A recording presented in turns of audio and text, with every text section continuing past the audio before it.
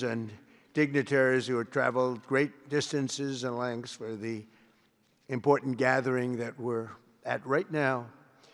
This building was built for peace, and nobody knew what to name it. And then Marco named it after me. I had nothing to do with it. I swear I didn't. I swear. I had no idea. They said, there's a surprise coming. I didn't know that surprise. I thought they were going to give me a lot of money or something, maybe cash. Could always use some extra cash. But I came, and they stopped the beautiful beast. I got out very safely, I'm sure, and looked up, and there it said, Donald J. Trump on the building. And when I say that had nothing to do, nobody believes it, and that's okay, but I appreciated it. That was Marco and JD and a group got together, and they did that, and I just thought it was very nice. And it makes me work harder. We're going to have to work harder. We're going to have to make this building much more important. It's brand new.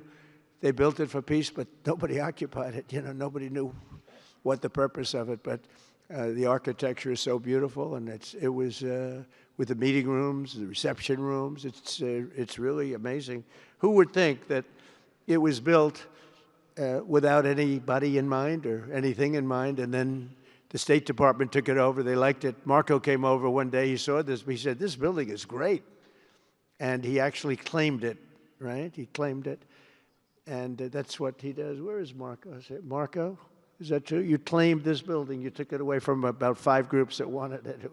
That was done very quickly, very methodically. But it was really, really built so beautifully in such a beautiful building.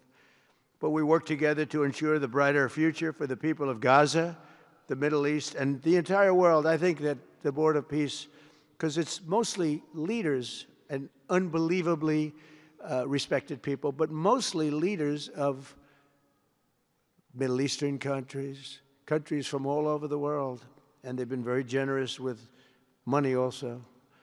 And the United States, which I'll say in a moment, is also very generous with money because there's nothing more important than peace. And there's nothing less expensive than peace. You know, when you go to wars, it costs you 100 times what it costs to make peace. We have a man at the end right there that's smiling because you learned that after 30 years of fighting, right? 30 years of fighting, we got it done. I want to thank you very much. That was a great thing you did, you and your new friend. They came to my office and they said, I've been fighting for 22 years. Now you're there for 23 years, right? But I've been fighting for 22 years. That's all I've done is fight this gentleman. And his counterpart was there for 7 years. He said, I've been there for 7 years. All I've done is fight this gentleman. And we had it worked out in about 24 hours, right? And it's been a good peace. And I think they've become friends. I'm not sure I'm allowed to say that, but I think so. I think they've become friends, right? Right. Great. Stand up. Stand up. These are 2 tough cookies, too. You think that was easy? It wasn't easy. These are 2 tough people, good people, but tough people. But, you know, we're in the Oval Office, and we were getting near. But the one was at one side of the room. I have 2 chairs right in front of the desk, the beautiful, resolute desk. One's over here. One's on the other side of the room. I said, folks, could you get a little closer? Well, I don't know. They felt very uncomfortable. You know, they've been killing each other for 32 years. So I say, can you get a little closer? After 1 hour, they were right next to each other. We made a deal. They hugged, they signed, and we had peace with 2 very important countries, and I'll never forget it. So they started off a little weak, and they ended up really strong, and you can be very proud of yourselves. It was a beautiful thing to see. Thank you. Look at that. Can you believe it? 32 years. Thank you. Thank you very much. But we're honored to be joined today by Prime Minister Rama of Albania. President, where is President Milei? You're another one, I'll tell you. Where is President Milei? I endorsed him. I'm not supposed to be endorsing people, but I endorse, when I like people, you know, I've had a very good record of endorsing candidates within the United States. But now I endorse foreign leaders, including Viktor Orban, who's here, and others. And I endorse this gentleman, Milei. He was a little behind in the polls. He ended up winning in a landslide. I just endorsed the Prime Minister of Japan. She was in a tight race, but was probably going to win, and she won in the largest number in the history of Japan. So she likes me a lot. But it was an honor, and you're doing great. Oh, look, they're sitting right next, Victor. I think, but ultimately, I think I'm going to end up endorsing. Hey, look, as long as it works, it's okay with me. But the endorsement seems to be working in foreign countries, too, so that's good. But nice to have you both. Victor, nice to have you both. Very proud of you. The Prime Minister of another, really just a great guy, Pashinyan of Armenia. President Aliyev of Azerbaijan. I love saying that name now. You know, at the beginning it was giving me a hard time. Now I love saying it. It's a beautiful name. I love it. His Majesty King Hamad bin Isa Al Khalifa of Bahrain. Bahrain. Thank you. Thank you. Where are you? Where are you? He's so rich, he can sit there. He can sit wherever the hell he wants. You know, he could sit up in the corner. He could sit up top. He might take a piece of this building, Marco. He'll take 25% of the building for about $6 billion. Thank you. And you've been very generous also. We appreciate it. Prime Minister Hun Manet of Cambodia. Raise your hand wherever you may be. Because, yeah, hi, how are you? Congratulations. That was another one, right? We did a good job with that one. Prime Minister Madbouli of Egypt. Thank you very much, and say hello to the General/President. Okay. Prime Minister Orban of Hungary, who has my complete and total endorsement for election. Not everybody in Europe loves that endorsement, but that's okay. He does an unbelievable job. He's done an incredible job on immigration, unlike some countries that have hurt themselves, but they're working on it. But I just want to let you know you have my total and complete endorsement, and I'm putting it out. I already did, but I'm putting it out again. And you're coming up with an election, and I think you should be good. I'll tell you, Millet did pretty well. He was a little down, right? And then he ended up winning in a landslide, so that's pretty good. You're going to do great, Victor. Thank you very much for being here. Appreciate it. You run a great country. A man that I really like a lot is, he's definitely tough. I don't want to fight him. President Prabowo of Indonesia. Thank you very much. Please, this is a big guy. I tell you, I said, how many people in Indonesia? He said, like 240 million. I said, no, say it again. How many? It's a big country you have. And you do a great job and respected by everybody. And thank you very much for being here. Thank you very much, Mr. President. President Tokayev of Kazakhstan, thank you very much. What a country that is. It's a wonderful country and a rich country, in case anybody has any question. We have some very rich people here today. President Osmani of Kosovo. President, thank you very much. Great job you're doing, too. Thank you very much. Prime Minister Sharif, I like this man, of Pakistan, because there was some fighting going on when I got to know him, and your Field Marshal, General, great general, great Field Marshal, a great guy. And I got to meet the Prime Minister.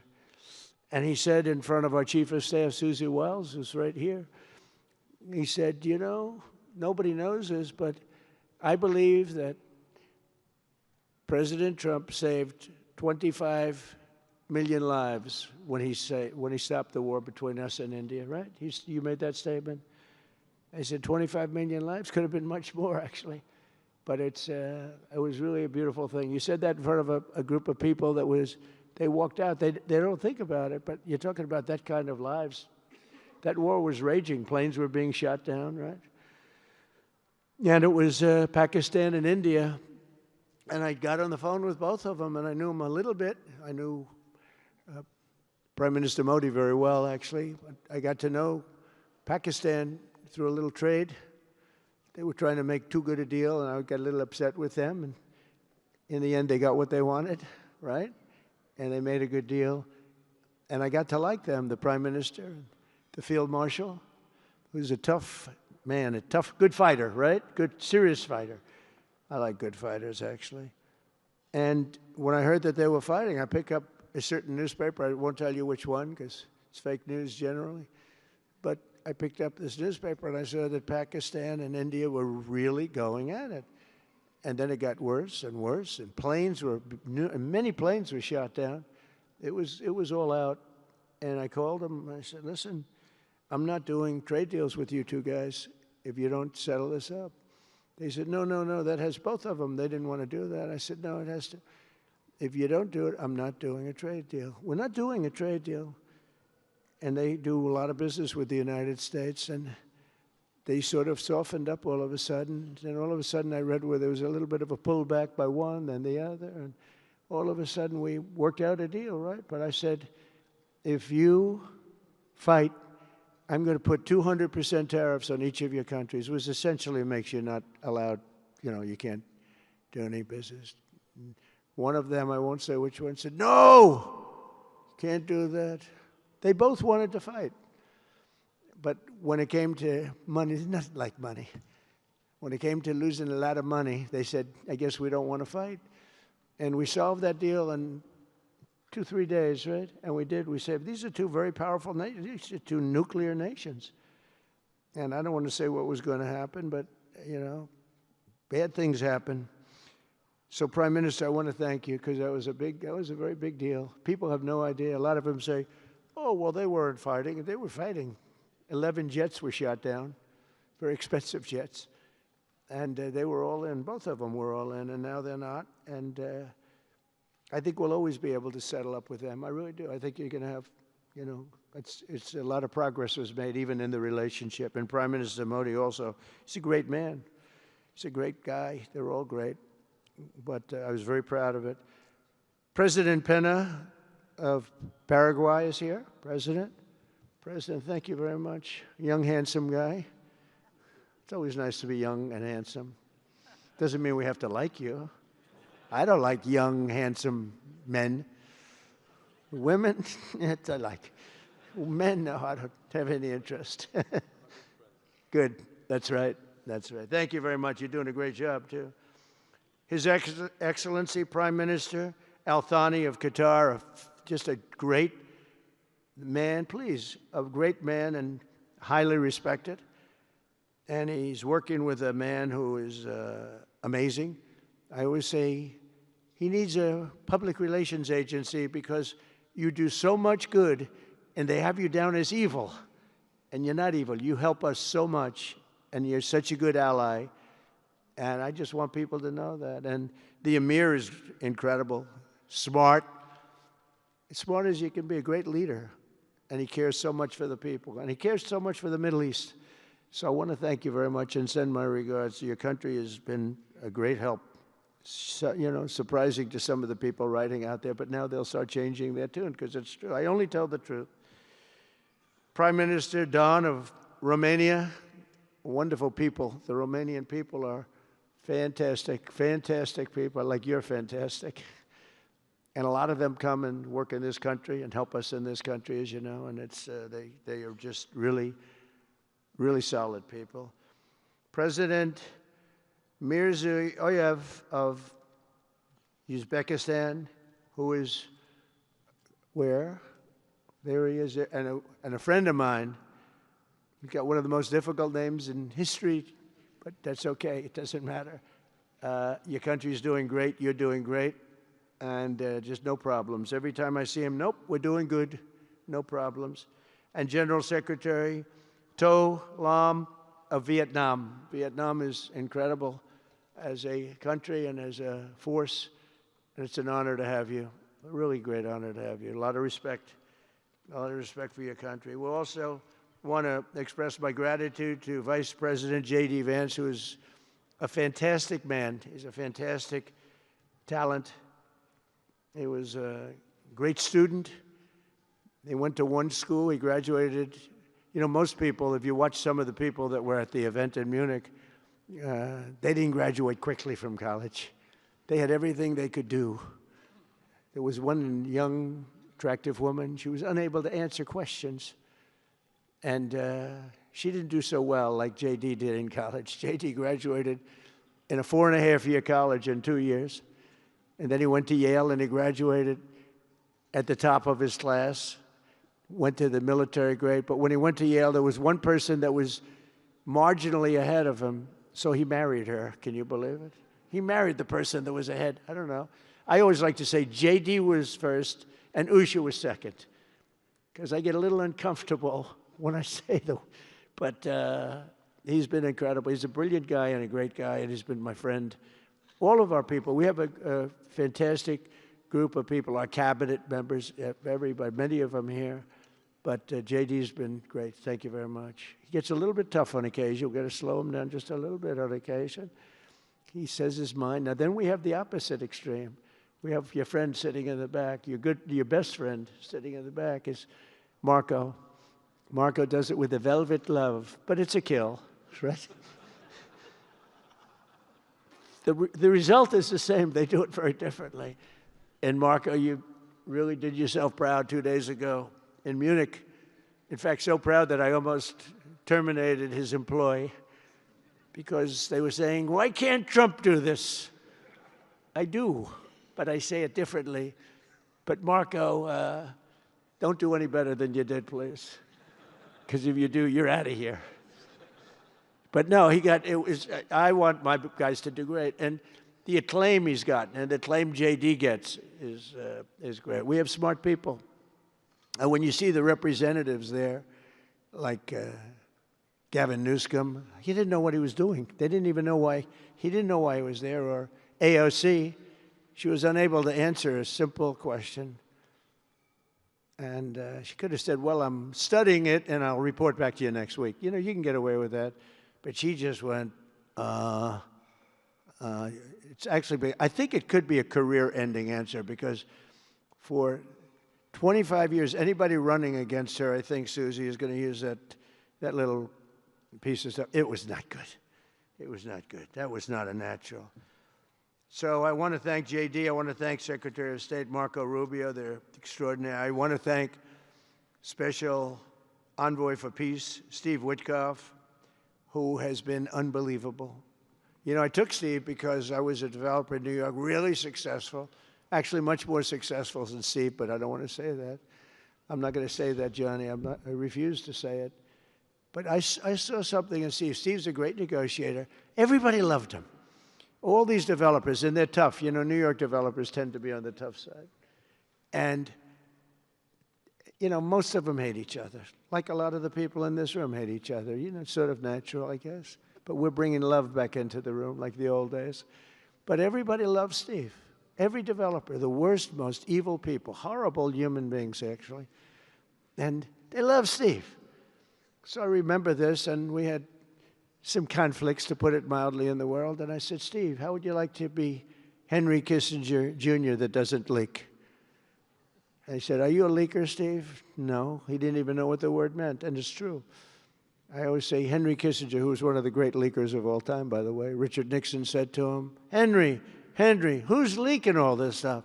I don't know, Mr. President. It was Henry. It was like, these are little stories I like telling you. But Steve has been unbelievable. Everybody likes him. Ukraine loves him. Europe loves him. Russia loves him. I mean, there's nothing wrong with this. He goes to see President Putin. Didn't know Putin. I set him up a meeting to see. I said, how's Steve doing? Sir, he's still inside. Oh, that was an hour. I called back. Tell Steve to call me when he's finished. I want to find out what the hell is going on. We want to end that war. Sir, he's still inside. 3 hours, 4 hours.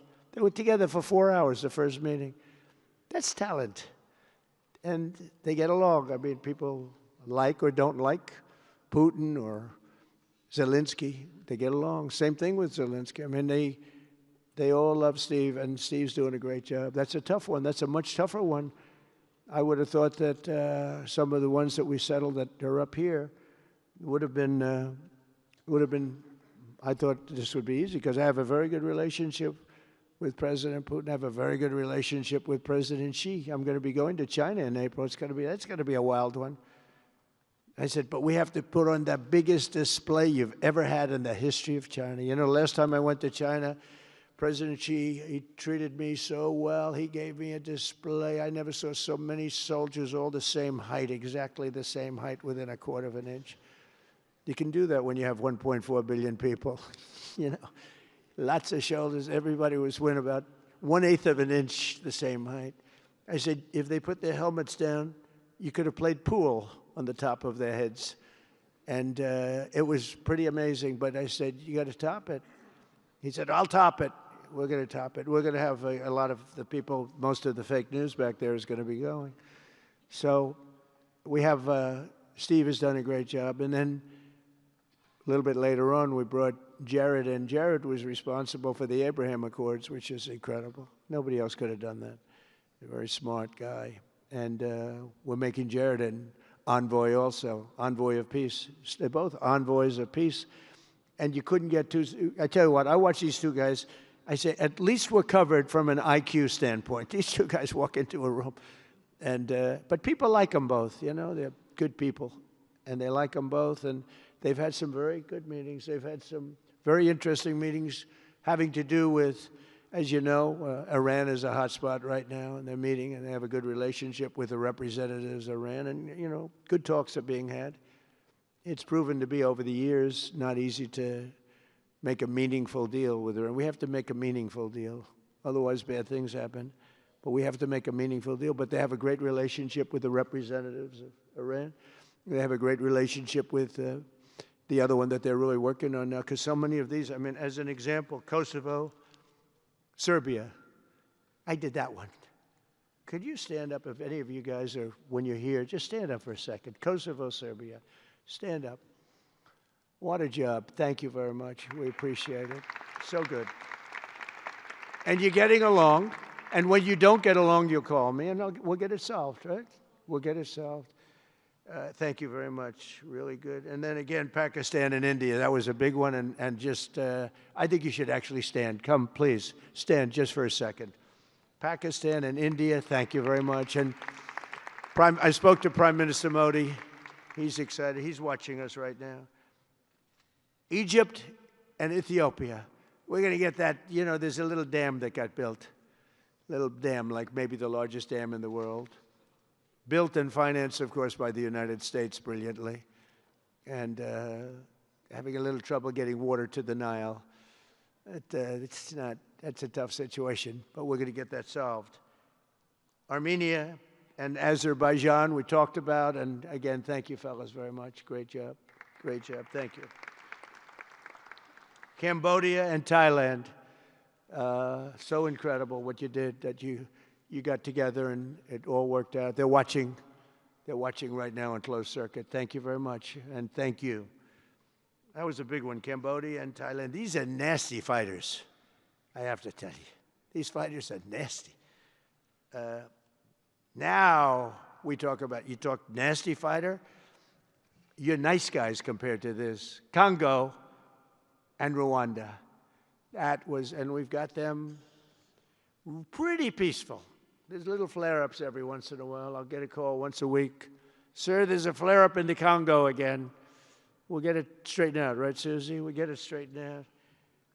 And Israel, as you know, with, you could say Israel and numerous countries if you want to really know the truth, but Israel and Iran, and we'll see where that goes.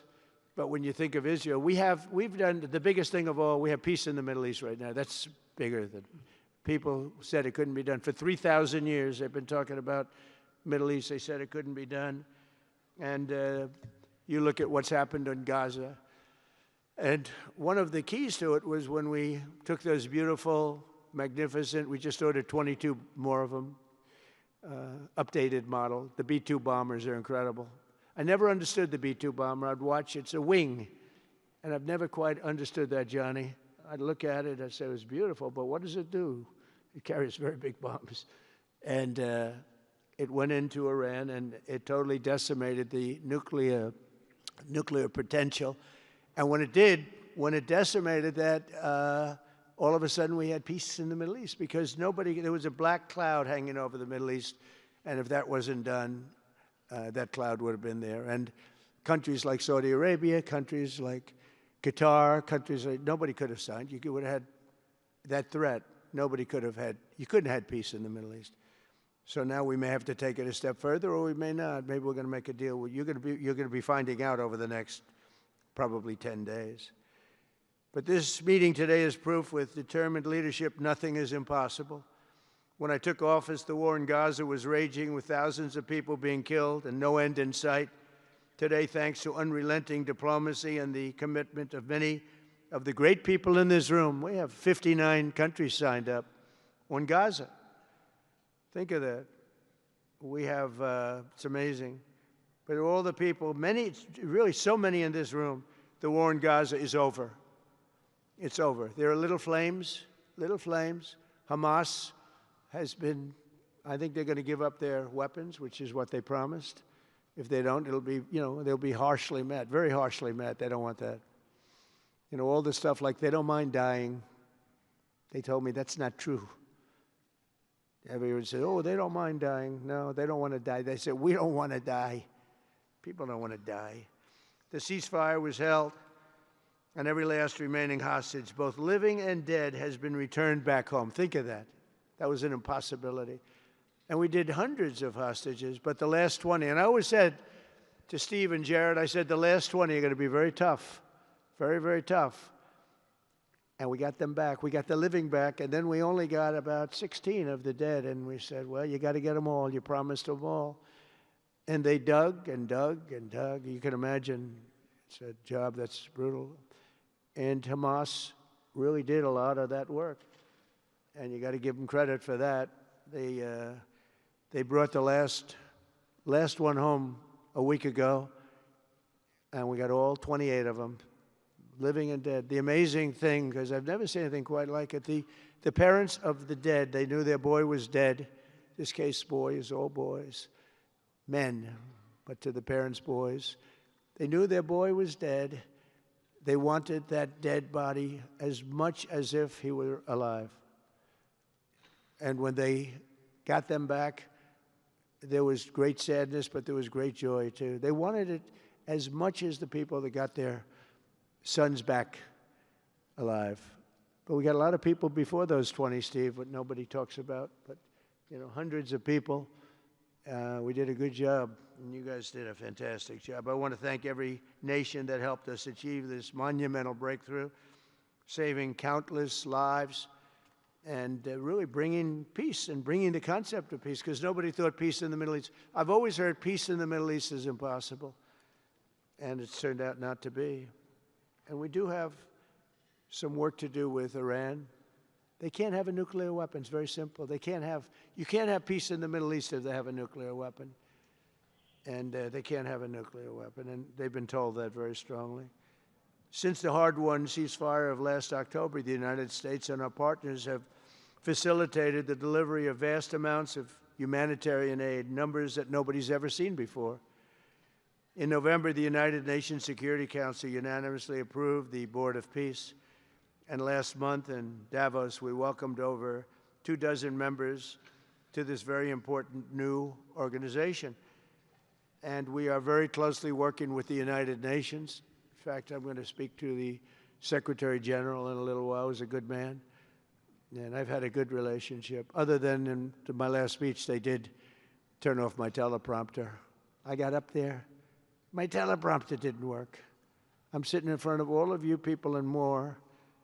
I had no teleprompter. I knew I was in trouble because I'm walking up. The teleprompters are over here. I had the most beautiful speech ready. I was all set to knock them dead. First, I had an escalator that stopped. You know that. It's going up. Boom. It's lucky my movie star first lady was in front of me because I put my hand on a certain part of her body, and I was able to stop my fall. Otherwise, because she had no trouble. I said, boy, that was a very sharp stop, Johnny. So I said, that was strange. I've been on a lot of escalators. It's never happened before. Usually it stops very slowly. This was just boom. But our First Lady was right in the proper location for me.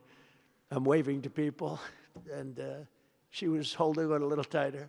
She knew what was happening. She did. She said, that's a very successful movie out right now, like #1. Can you believe this? And she's a big movie star. And I always say it's trouble because I always say there's not room in one family for 2 stars. I told her that. We can't have 2 stars in one family. So I don't know what that means, but it's not good. But it is good because we're proud of her. She did people in the United States love the First Lady, and she did the movie, and it's become the biggest selling documentary in 20 years. Can you believe? The theaters are all packed. Women especially, they go back and they see it 2 or 3 times, 4 times. But together we're committed to achieving a Gaza that is properly governed throughout. The whole area is going to be, so many countries that have really nothing to do with the Middle East, but they're maybe somewhat close by. They're all involved. They want to go in and fight. They tell me all the time, we'd like to send soldiers to fight if it's necessary. And I don't think it's going to be necessary. We have 2 countries that want to go in and do a number on Hamas. I said, I really don't think I hope it's not going to be necessary, because they made a promise, and they promised me get rid of their weapons. Looks like they're going to be doing that, but we'll have to find out. But it's no longer a hotbed of radicalism and terror. And to end that, we have today, and I'm pleased to announce that Kazakhstan, Azerbaijan, UAE, Morocco, Bahrain, Qatar, Saudi Arabia, Uzbekistan, and Kuwait have all contributed more than $7 billion toward the relief package. That's great. Thank you, fellas. Thank you.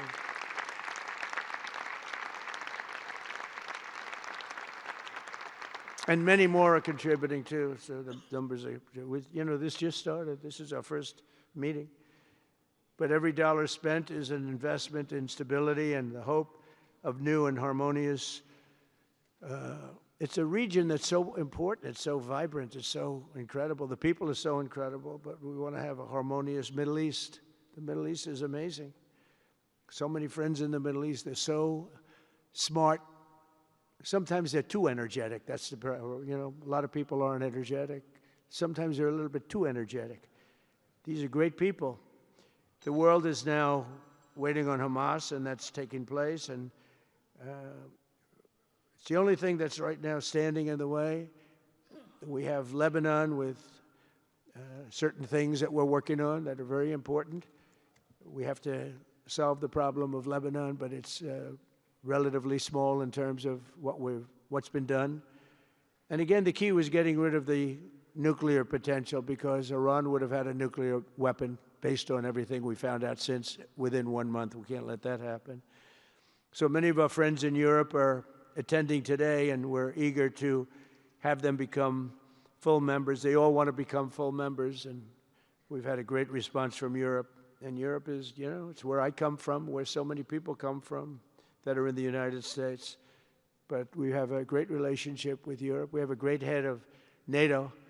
He is a fantastic man, and he's doing a great job, really great job. I'm excited to announce that Norway has agreed to host an event bringing together the Board of Peace. Oh, I thought when I saw this note, I'm excited to announce that Norway, I thought they were going to say that they're giving me the Nobel Prize. Oh, this is less exciting.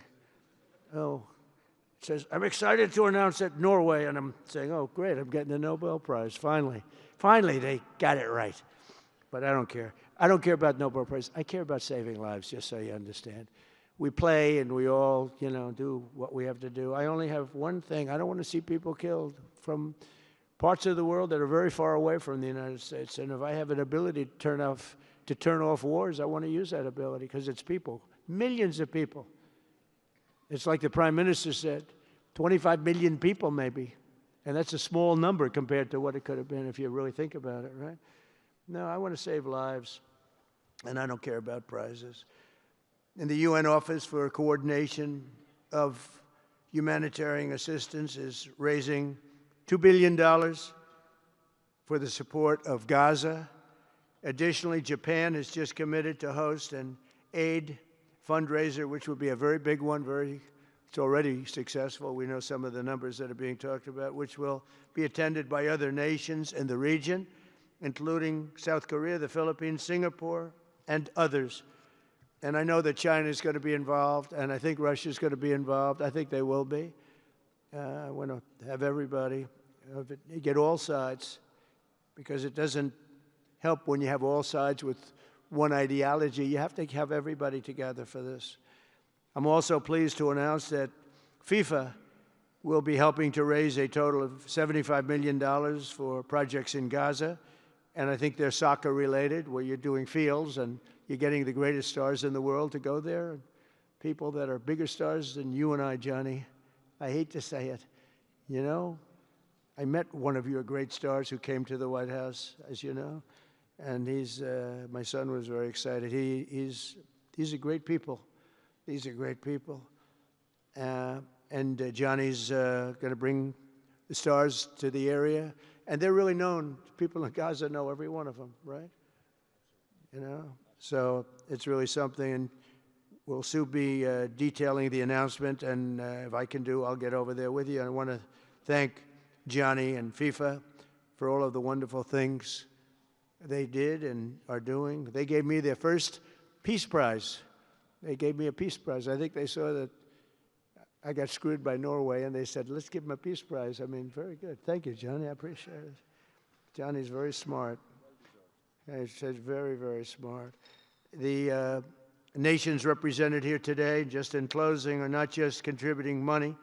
Some are also pledging personnel to help preserve the ceasefire and secure a very enduring peace. We have to have enduring peace. Having peace, knowing it's going to blow up in 2 weeks, doesn't mean anything. In particular, Indonesia, thank you very much. Indonesia. It's a great country. Thank you very much. Look at that man. Look how tough he is. You think it's easy dealing with him? Look at that face. You are a tough cookie. And we say it lovingly, too. We need strength. You say, see, he doesn't mind. He's tough and he's smart. And smart is more important. Morocco, thank you very much. Great. What you're doing is great. Albania, Kosovo, Kazakhstan have all committed troops and police to stabilize Gaza. Egypt and Jordan are likewise providing very, very substantial help, troops, training, and support for a very trustworthy Palestinian police force. We think we're getting some very good people on that police force. And, you know, it's peace in the Middle East. We have peace in the Middle East. Think of it. For years you've been hearing about peace in the Middle East, and everybody's saying it's impossible. All of these countries are working together around the vision of a Middle East that is free from the curse of extremism and terror. And now is time. And by the way, even people with extremism and preaching extremism, they're exhausted. They're tired. It's been going on for too many years. I don't care who you are. They're tired. They want peace. And now is the time for Iran to join us on a path that will complete what we're doing. And if they join us, that'll be great. If they don't join us, that'll be great too. But it'll be a very different path. They cannot continue to threaten the stability of the entire region, and they must make a deal. Or if that doesn't happen, I maybe can understand. If it doesn't happen, it doesn't happen. But bad things will happen if it doesn't. With the commitments announced today, the Board of Peace is proving that it does not just convene countries. It devises and implements, and real solutions happen. We've come up with solutions. This is so little talk. This is very little talk, all action. First time, it was always talk in the Middle East. People would talk about peace in the Middle East, and then they'd go home and they'd never even think about it again. Nothing would happen. We're providing a model for how responsible sovereign nations can cooperate to take responsibility for confronting problems in their own regions. The Board of Peace is showing how a better future can be built, starting right here in this room. And I want to let you know that the United States is going to make a contribution of $10 billion to the Board of Peace. Thank you.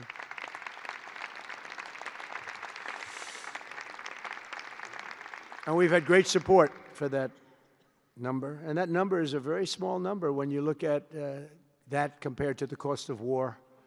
That's 2 weeks of fighting. It's a very small number. It sounds like a lot, but it's a very small number. So we're committed to $10 billion. Together we can achieve the dream of bringing lasting harmony to a region tortured by centuries of war, suffering, and carnage. They say 3,000 years. And hopefully we can lift up the eyes of the world to envision how other intractable conflicts can be settled. So many conflicts, they'd say, are impossible to settle, and we get them settled. We got, of those 8 that we settled, most of them were said to be not settleable. And they not only got settled, they got settled within days. More impossible problems can be solved as we go along this very beautiful path. I think it's a beautiful path. I think it's such an important day. Even the weather's beautiful. We walk in, it's beautiful. Everything's beautiful. But the ancient wounds can be healed, and they are indeed ancient. This has been going on for so many centuries that our entire planet will be a better, safer, more beautiful, and more peaceful place for us all. We're going to be working with the United Nations very closely. We're going to bring them back. I think the United Nations has great potential, really great potential. It has not lived up to potential. The 8 wars, I never even spoke to them about one of them, and I should be speaking to them about all of them. Someday I won't be here. The United Nations will be, I think, is going to be much stronger, and the Board of Peace is going to almost be looking over the United Nations and making sure it runs properly. But we're going to strengthen up the United Nations. We're going to make sure its facilities are good. They need help, and they need help money-wise. We're going to help them money-wise. And we're going to make sure the United Nations is viable. And you have some very good people at the United Nations, can do a good job. But as I said, I've said it for years, United Nations has tremendous potential. A lot of people didn't like when I said it. They said, oh, you shouldn't say that because, you know, we don't care about the United Nations. No, it's really very important, and I think it's going to eventually live up to potential. That'll be a big day. So I want to thank everybody for being here. You're my friends. You're great leaders. You're great people. And I can honestly say, you know, you're strong leaders. You're tough leaders in many cases. And every single one that I'm looking at that's right here, I've gotten to know and I've gotten to respect. And really, you're friends of mine. And if I can help you at all, you let me know. But this is going to be something, the Board of Peace will be something that, the likes of which I don't think anybody's seen before. And thank you all very much. It's a great honor. I'm going to ask J.D. Vance to come up and say a few words. Thank you very much.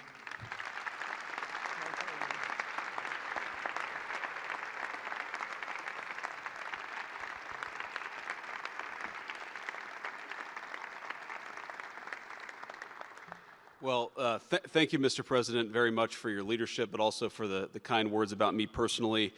I knew exactly what I wanted to say, but then after the President said that I was so smart and that I didn't want to repeat our Congresswoman who froze for 20 seconds over in Munich, now I'm tempted, sir, just to freeze for 20 seconds and just stare at the cameras, and maybe they'll say nice things about me like they do about Congresswoman Cortez. But I have 3 very brief messages. First of all, to the President of the United States, but to the entire team, to Marco, to Steve, to Jared in particular, who've done such an incredible job.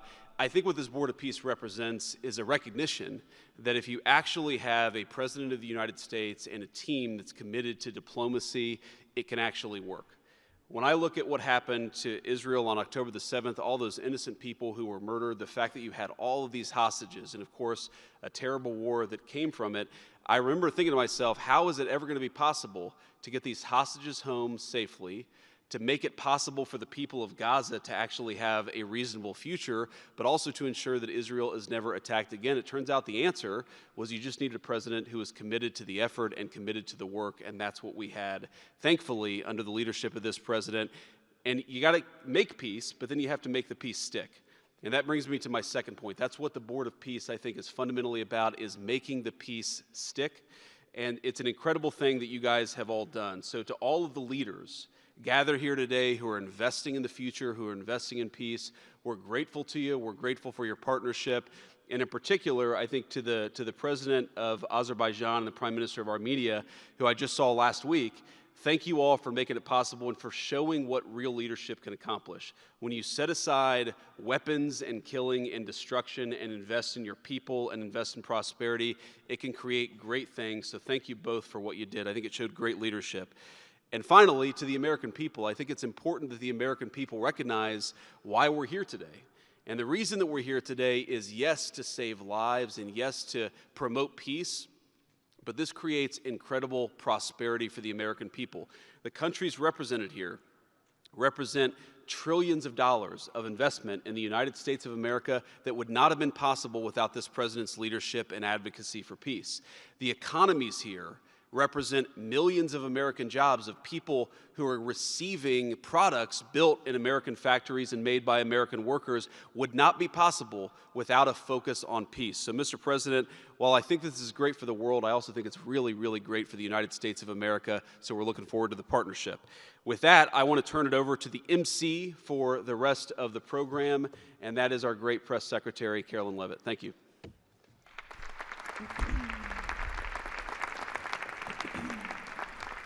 Well, congratulations, Mr. President and Mr. Vice President, for convening the first ever Board of Peace meeting, and we will now hear from our Secretary of State, Marco Rubio.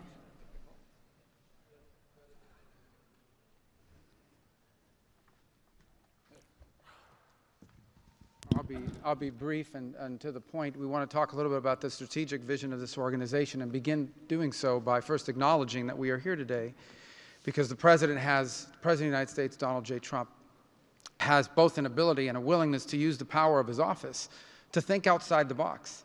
And that's why we're here today. This was a very unique crisis in Gaza, one that the existing international institutions could not solve or figure out. It needed a very specific type solution that required the partnership of all the nations that are here, including those that are here on an observer status. And we appreciate you coming today and being a part of this as well.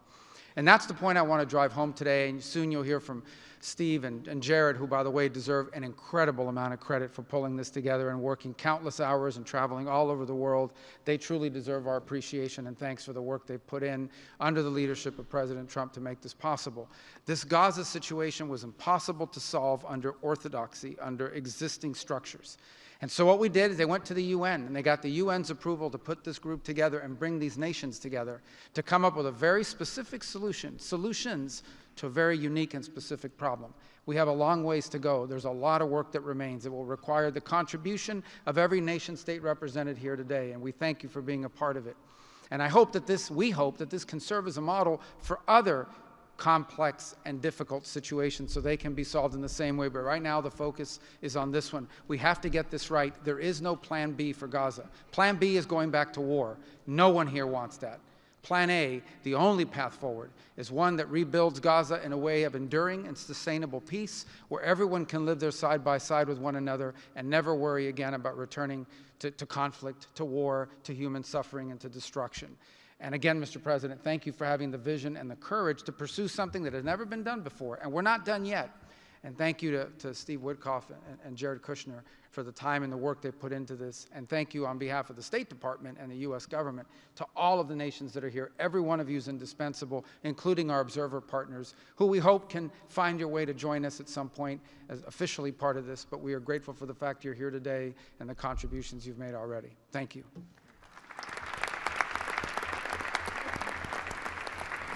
Thank you, Marco. We will now hear from our special envoy, Steve Woodcock.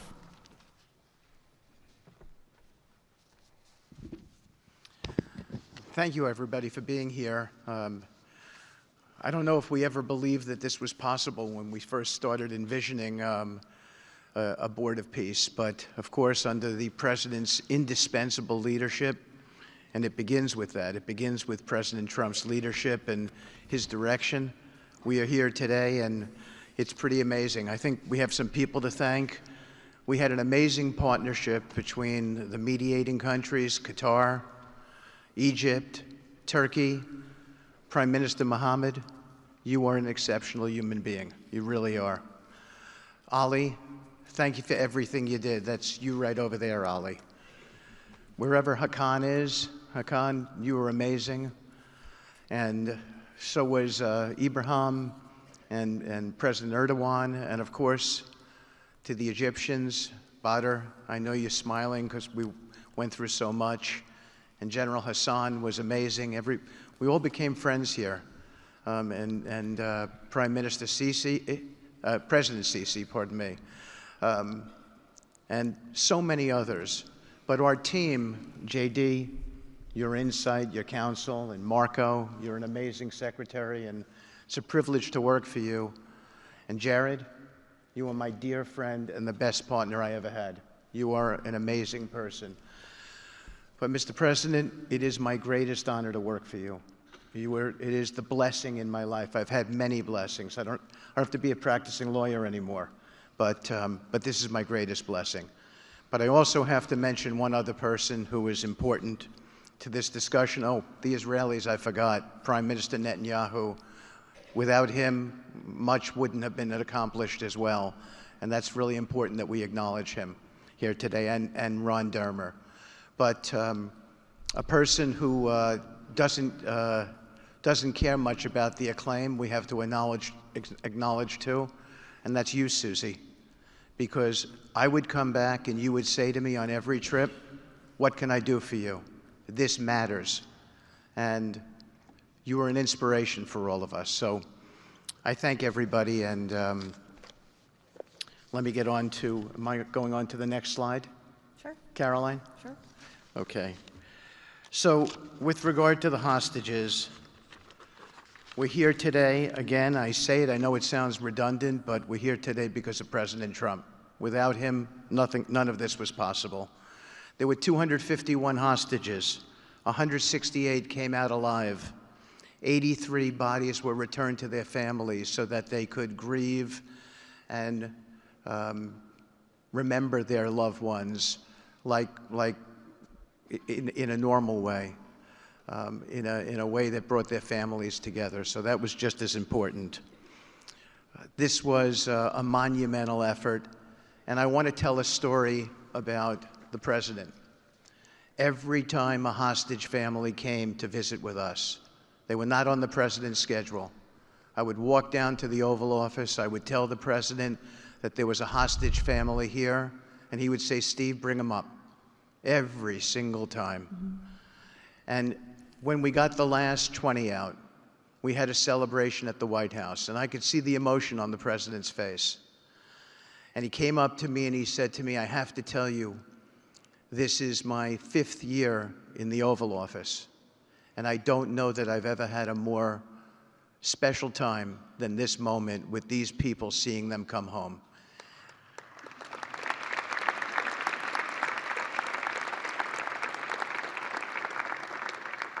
And I said to the President, you have to look around because none of them would be home without you, sir. None of them. So I only want to tell you, Mr. President, you gave me my greatest honor to work on this effort, and I thank you.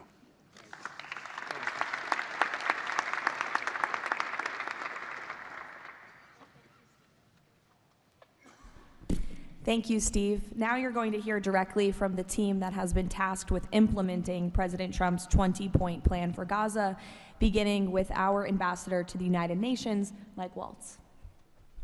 Thank you, and thank you, Mr. President, Excellencies. First, let me wish everyone a happy and prayerful Ramadan. Thank you so much for joining all of us today. Mr. President, Excellencies, bottom line, humanitarian aid has absolutely surged since the Gaza war ended. Our Central Command, our great military, is working together with Israel, with the UN, so many countries here to coordinate the aid, to make sure there's deconfliction. Over 70 countries now are participating in our Civil Military Command Center, and here are the results. Aid is up. 4,200 aid trucks have entered Gaza each week for 13 consecutive weeks, the longest stretch of high-volume assistance to Gaza in years. Diversion is down significantly from prior to the ceasefire, with less than 1% diverted this month. Food supplies are way up. We are reaching the full 2.1 million Gazans with aid, up 5 times from the delivery levels before the ceasefire. The percentage of households experiencing severe hunger has dropped from about 30% to down to 1%. As of this past February, drinking water has doubled, and child malnutrition has been cut in half. If we could go to the next slide. Mr. President, only under your leadership and this great team could we bring together the United States, Israel, Egypt, Jordan, the UAE, the United Nations agencies. Mr. President, bottom line, like you, this is a board of action, not a board of endless talk or speeches, and these results are a true testament to your leadership and the leadership of this great team. We are saving lives, and it's an honor to be a part of it. Thank you, Mr. President. Dr. Ali Shaif. It is my honor to be here representing the National Committee for the Administration of Gaza. Thank you, President Trump, for your leadership, for your continued efforts. A new governing authority is now in place for Gaza, with a clear mandate and a clear commitment to establishing development and stability. However, we are operating in extremely difficult conditions. Large parts of Gaza Strip are severely damaged, destroyed actually. Humanitarian needs are acute. Law and order remain fragile. This is not normal operating environment, President, which is precisely why discipline and prioritization matter. Our priorities, therefore, are defined into 4 categories. First, restore security via professional civilian police under one authority, one law, and one weapon, including training and developing 5,000 Gazan police to be deployed in 60 days. Secondly, revive economic activities and livelihoods, creating decent jobs, especially for our young population. Thirdly, ensure sustainable emergency relief as described earlier. Fourthly, restore basic services including electricity, water, health, and education. And last but not least, the access and movement. Our mandate is simple, President. Step by step, to build the foundation for lasting peace, dignity, and prosperity for the people of Gaza. And this is where we count on your continued leadership and support. Blessed the peacemaker. Thank you.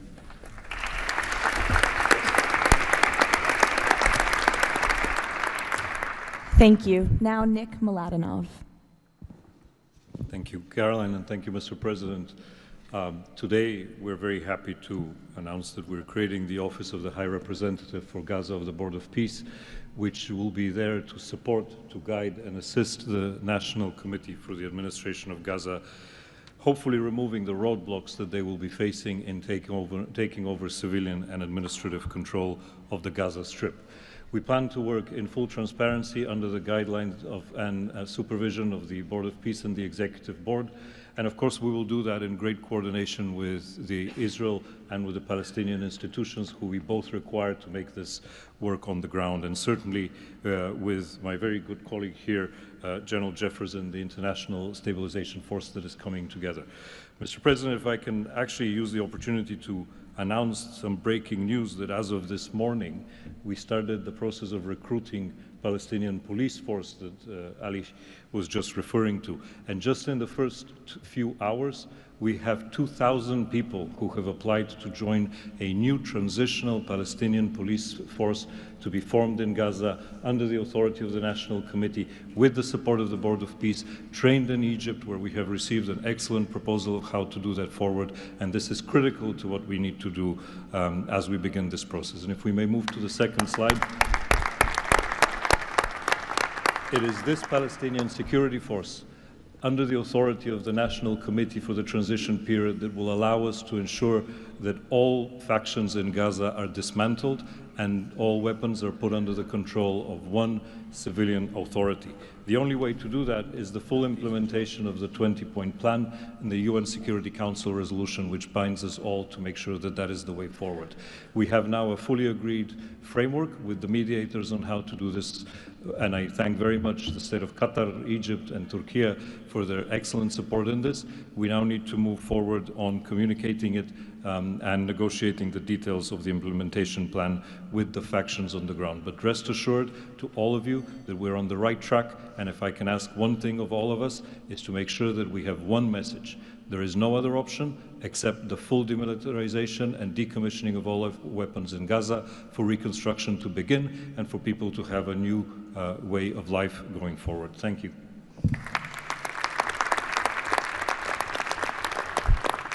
Thank you, Nick, and congratulations. Now, Major General Jasper Jeffers. Thank you, Caroline, Mr. President. It's an honor to be here today as the ISF commander. The ISF will do two things: stabilize the security environment in Gaza and enable civilian governance as established by the National Committee.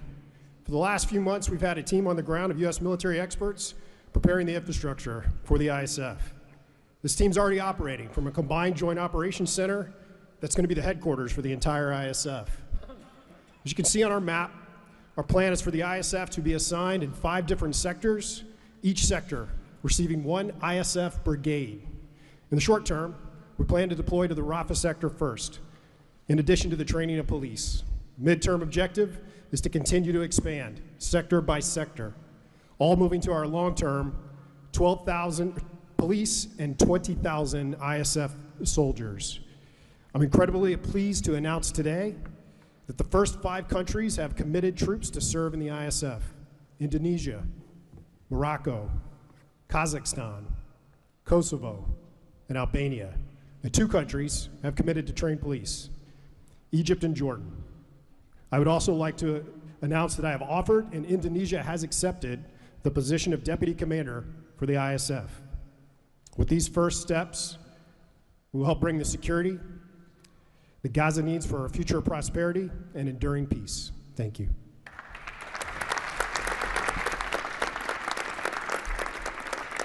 Thank you, Major General. Mr. Tony Blair.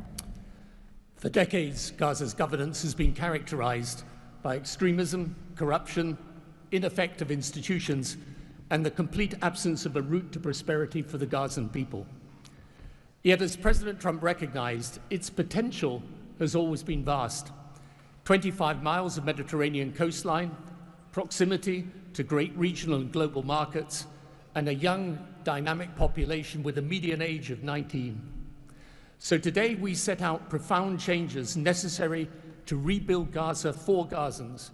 Gaza not as it was, but as it should be, including its governance. Effective public institutions serving the people, a business environment where enterprise flourishes, an education system educating the young for tolerance and achievement, and a tech-enabled society making the most of the digital revolution. This is a vision of Gaza as part of a Middle East at peace, not a phony piece of declarations no one means and agreements no one intends to keep, but a genuine commitment to a region where, whether you're a Muslim, Jew, Christian, of any faith or none, you can rise by your own efforts and feel your government by your side, not on your back. That is the vision behind President Trump's 20-point plan for Gaza, and it remains the best, indeed the only hope for Gaza, the region, and the wider world.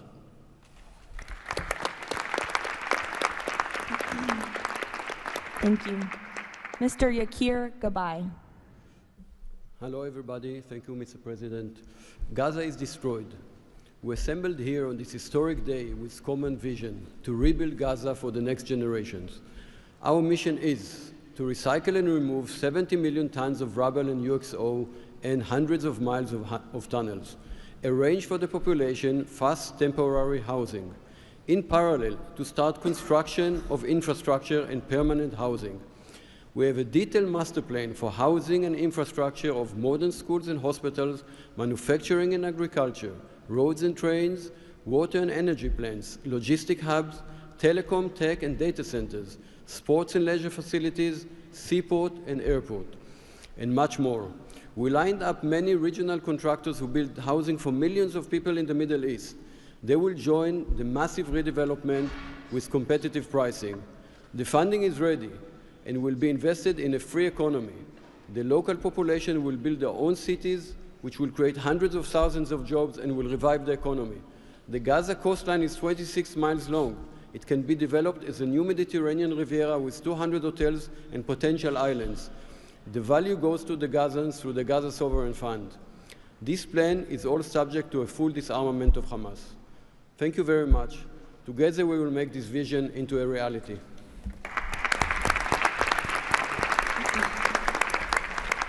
Thank you. Mr. Liren Tanman.